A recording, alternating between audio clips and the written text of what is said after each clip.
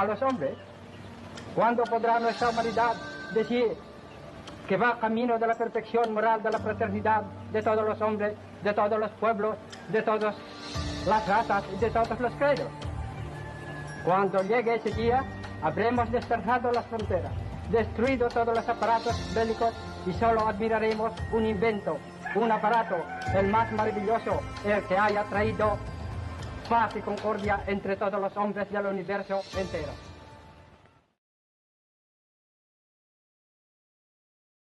So before we dive into the main topic, let us first define what a constitution is.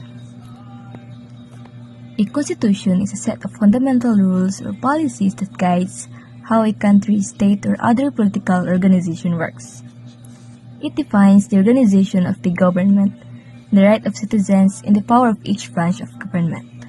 It serves as the supreme guide, setting the framework for law and order, and ensuring protection of individual freedoms and democratic principles. Now, we already have an idea about what a constitution is. So this time, we will embark on and understand the Malolo's constitution and why it's created. So have you ever wondered what the Malolo's constitution is, who is the author, and why is it created? The Malolo's constitution is the first Republican constitution in Asia. This stands as a monumental symbol in Philippine history. It was drafted during the revolutionary fervor of the late 19th century as Filipinos fought to liberate themselves from centuries of colonial oppression.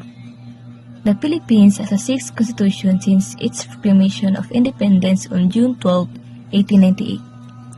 But one stands out as a beacon of hope during a time of revolution.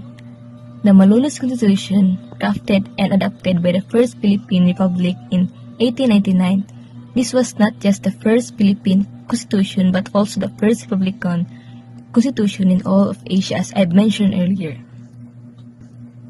The Philippines, after centuries of Spanish rule and a growing sense of national identity, took a bold step towards self-governance in 1898. The Malolo's Constitution, the first Republican Constitution in Asia, was drafted and adopted by the First Philippine Republic in 1899. This constitution was born out of the blood and sacrifices of Filipinos, marking their intense desire for freedom and independence. So, to understand the Malolo's Constitution, we must place it in its historical context. Centuries of colonial rule by Spain, uprising against oppressive governance, and later resistance to American sovereignty. The Revolutionary Congress convened in Malolos was composed of nationalist intellectuals and patriots, many of whom had witnessed firsthand an injustice of foreign rule. They were tasked with a monumental responsibility to craft a document that all embodied the ideals and aspirations of a newly liberated nation. On September 15, 1898, the Malolos Congress convened, gathering Filipino leaders to draft a constitution that would symbolize the national will. The Congress was led by Pedro A. Paterno as president and supported by a team of dedicated individuals, including Benito Legarda, Gregorio Araneta, and Felipe Calderon y Roja, the principal author of the document. Despite the approval of the Malolos Constitution and the establishment of the First Philippine Republic, the dream of independence was short-lived.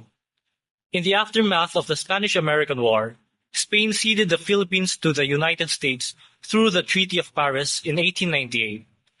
The U.S. did not recognize Filipino sovereignty, and soon the Filipino-American War broke out. The Malolos Constitution was short-lived. Its legacy endures. It serves as an inspiration for future constitutions and legal reforms in the Philippines, including the 1935 Constitution and the post-martial law 1987 Constitution. However, despite that, the Philippine Republic faced overwhelming military pressure from the United States, which ultimately led to its fall in 1901.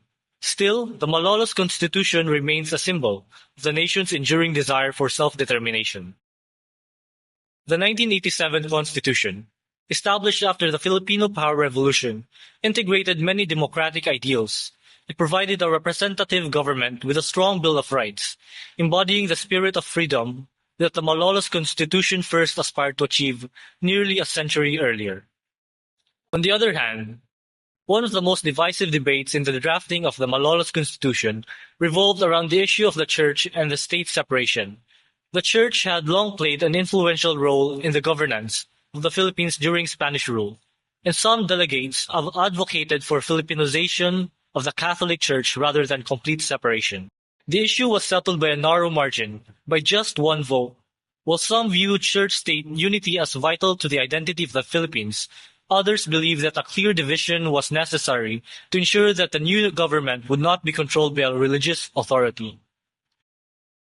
Under the Spanish colonization, the Filipino people's journey towards self-governance and freedom was hard, and has been shaped by their constitutions, from the Malolos Constitution to the present-day document.